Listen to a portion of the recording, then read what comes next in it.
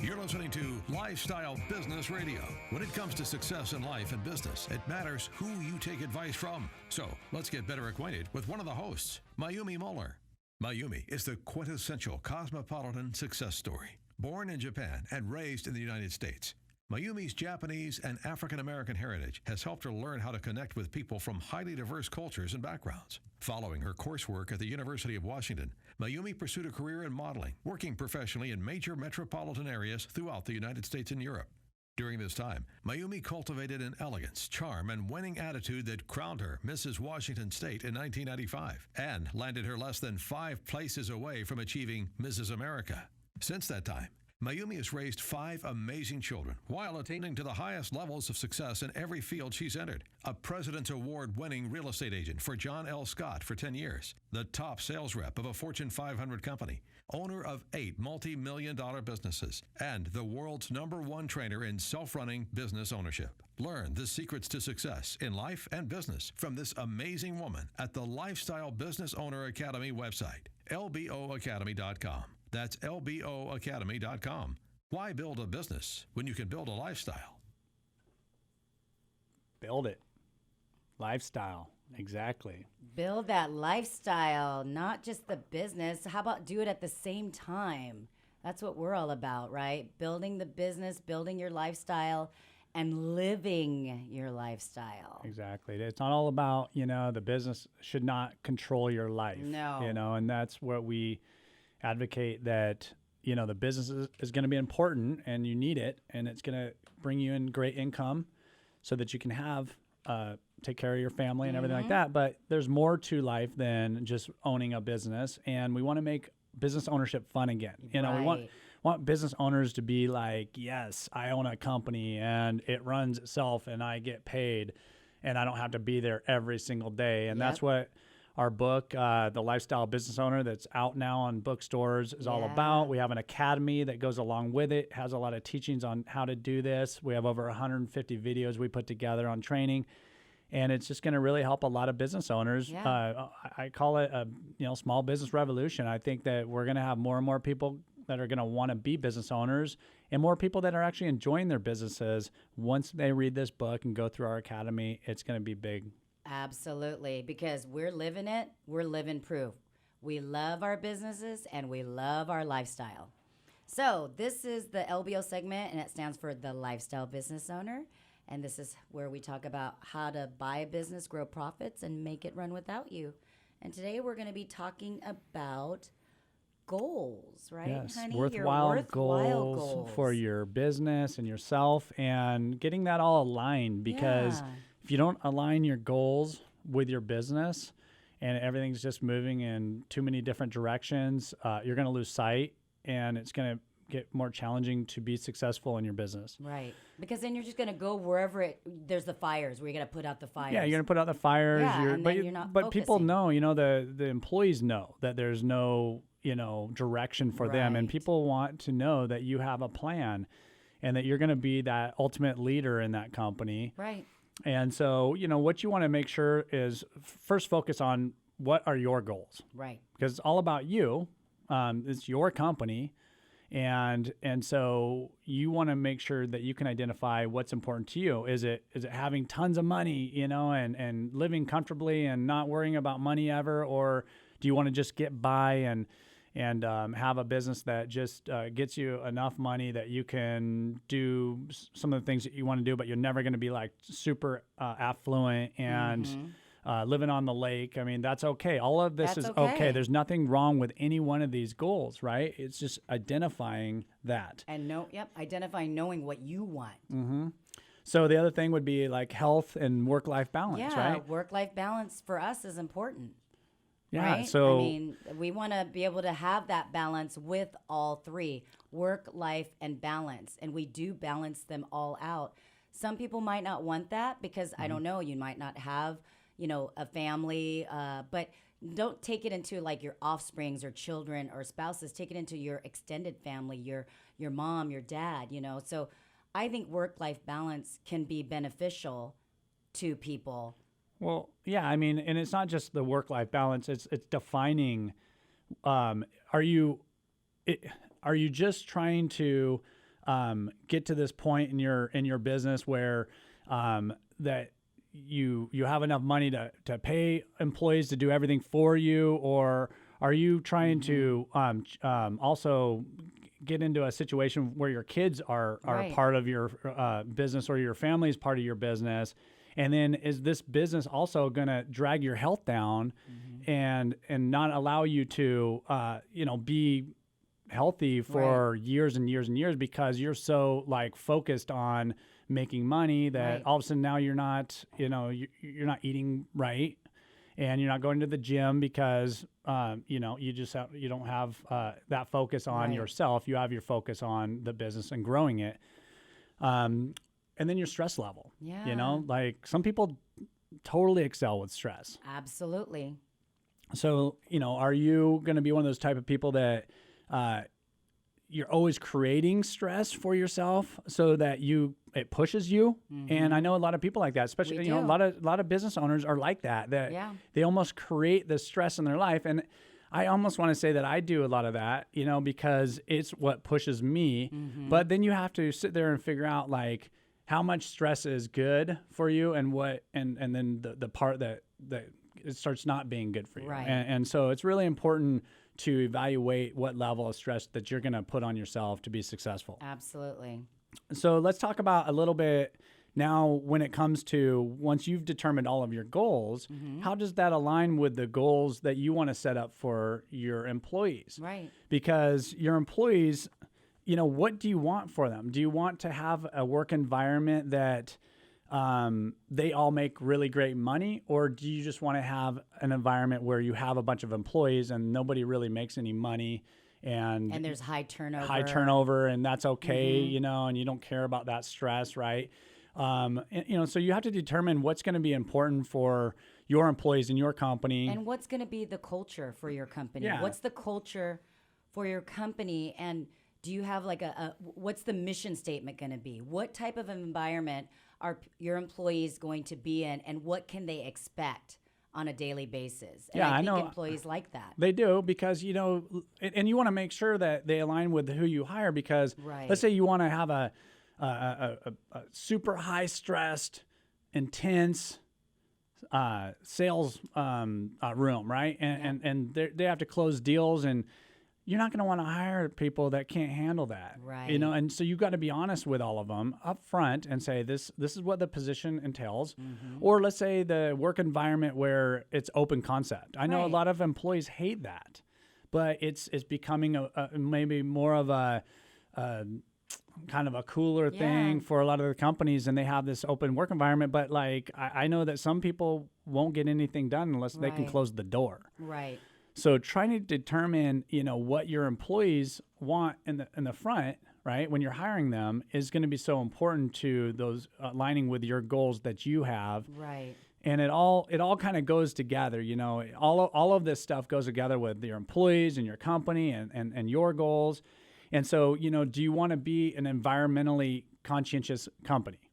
Right. So Right. that's another goal that you might have with your business. And how are you going to set your company up to be able to be conscientious with the environment? Right. And are your employees going to be aligned with that as well? Absolutely. Yeah. No, I totally agree. And those are just items that we're kind of giving our listeners out there to think about when you're either in a business right now that maybe is a little chaotic, and you need to reel things back in and kind of refocus and redirect. Or if you're thinking about purchasing a business, kind of going in knowing what you want for your personal goals, your business goals, and then what you want your business environment to be like for your team. That's so important. And it's okay. You can have an extreme sales force where it's kind of like, cold calling every day, 100 a day. A boiler room type. Yeah, but that's okay, because you know what?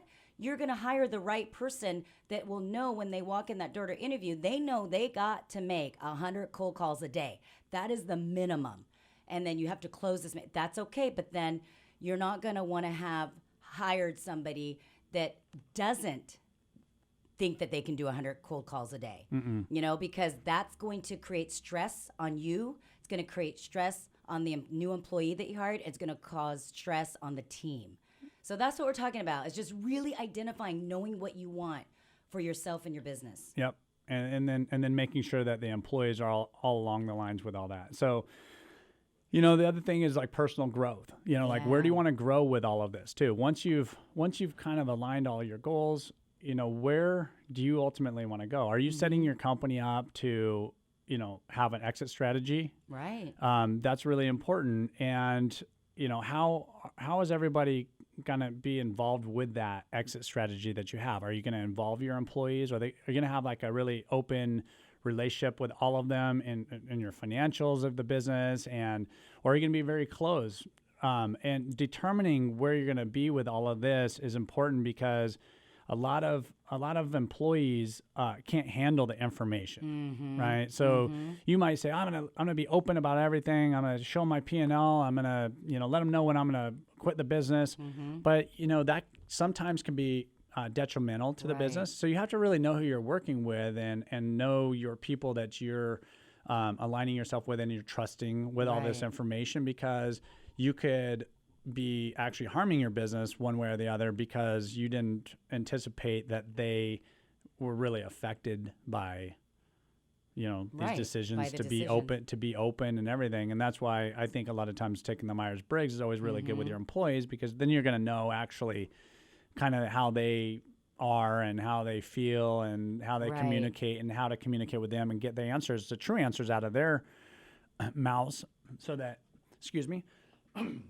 so that they're not like, giving you lip service, and you really know what they want. And then they're doing something else in the background because they're like, oh, they're going to sell the business. What am I going to do? Then they're all going to go find a new job or something like that. Or let's say your profit and loss statement, you showed you made a lot of money one month and then the next month you lost money. Well, they're focused on the month that you made a ton of money, and then they want a big raise. So you got to be able to trust people with this information that you have out there, but it also gives them personal growth. Absolutely. Well, you know what? Stay tuned for the Ask Aaron and Mayumi segment coming up. This is where business people across the world write into us and ask us about the street smarts of small business. If you missed any of our show today, make sure you go to lboradio.com, and you can also follow us on The Lifestyle Business Owner on Facebook and Instagram. Send in your questions, and we will answer them on our Ask Aaron and Mayumi segment at lboradio.com.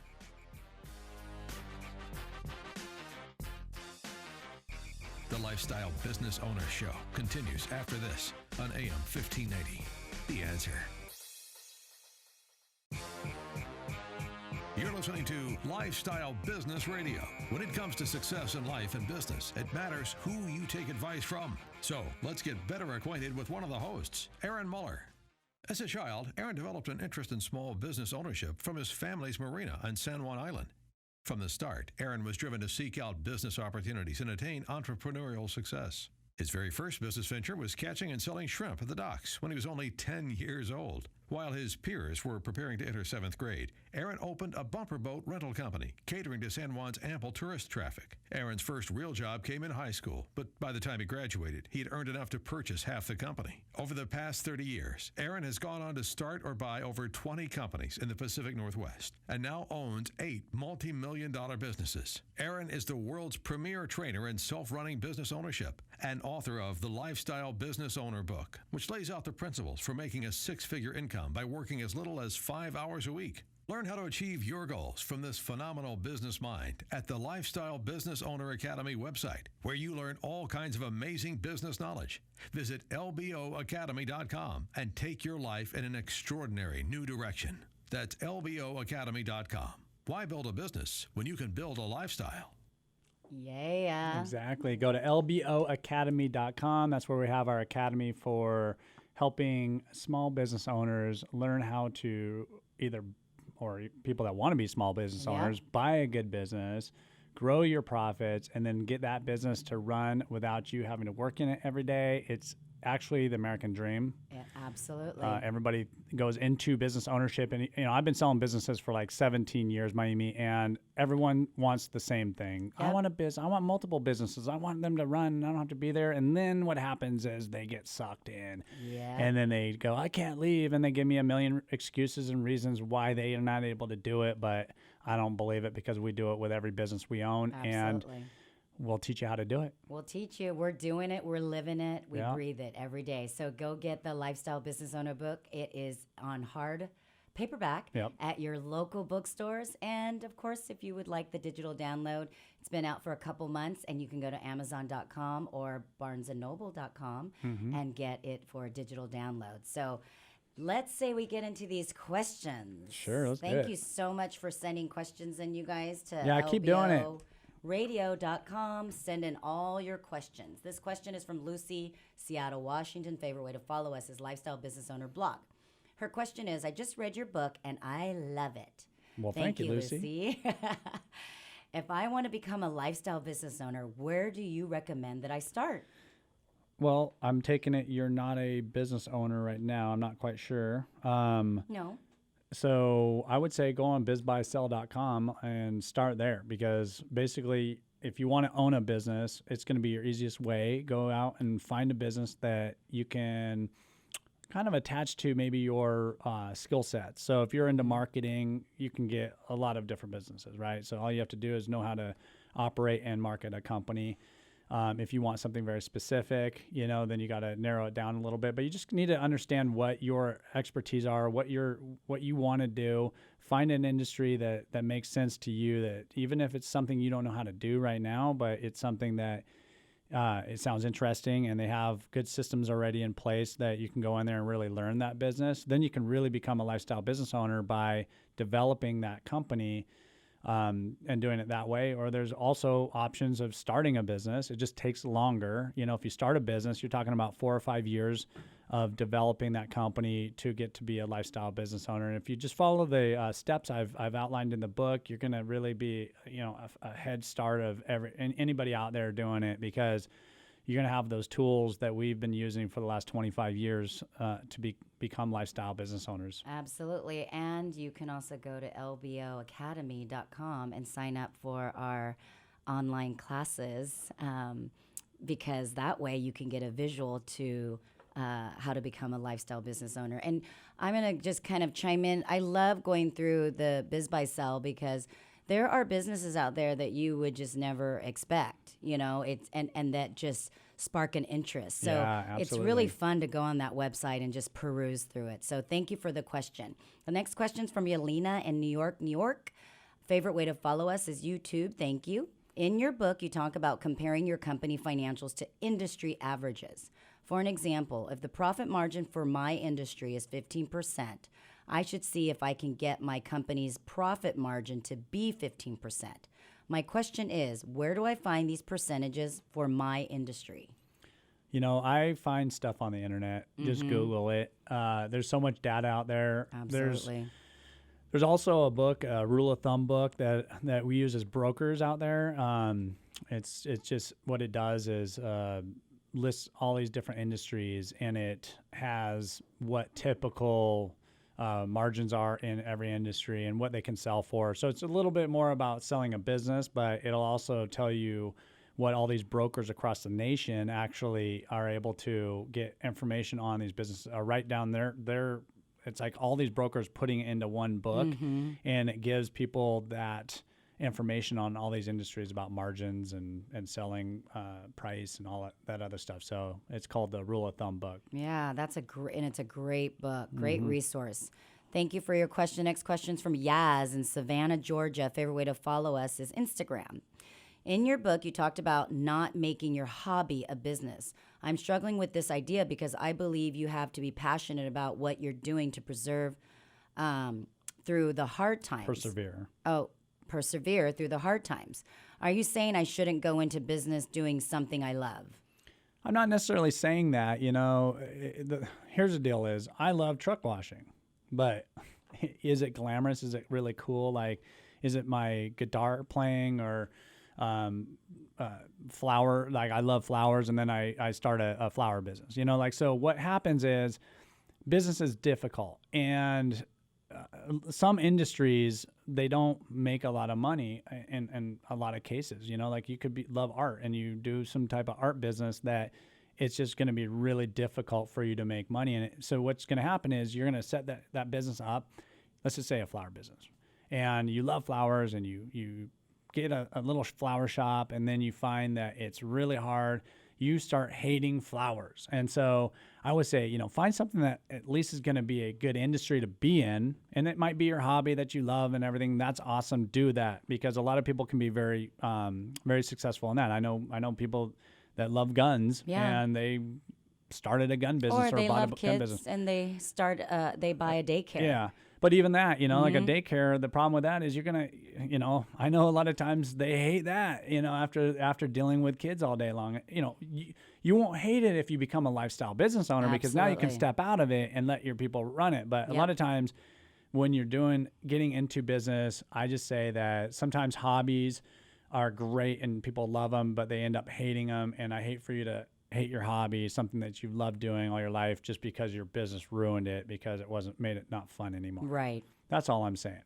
Yep. Thank you for your question, Yaz. The next question is from Vanessa from Albuquerque, New Mexico. Favorite way to follow us is Facebook.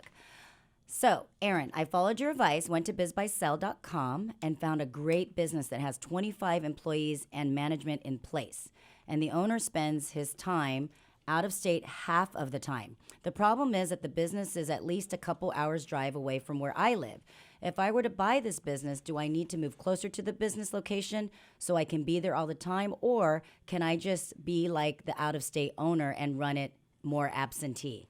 I don't recommend really going into any industry that you don't know anything about and being an absentee owner right off the bat. Even in my book, I'm like, it's going to take you 12 months of really working into that business to understand the ins and outs of it, really connecting with the employees, knowing, what you need to do to tweak that business out and make it better. If you go into a business right off the bat and you're 2 hours away, you're going to be like an out-of-state type buyer, and you know nothing about the industry, the likelihood of you failing is much greater, unless you have a team of people you can put in there, and they're really and they know the industry, and they're going to help you through the process. So I don't want to give a misconception that it's just so easy that you can be away from it from day one, because it's definitely not like that.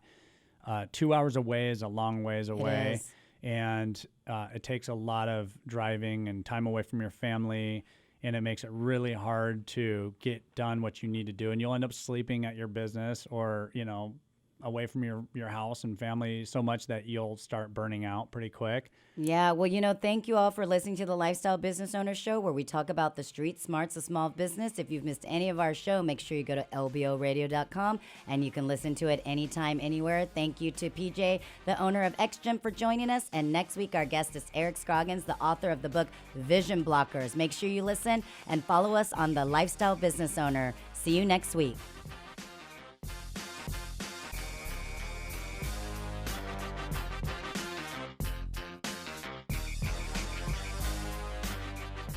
Thanks for listening to the Lifestyle Business Owner Show, where we talk about the street smarts of small business with Aaron and Mayumi Muller.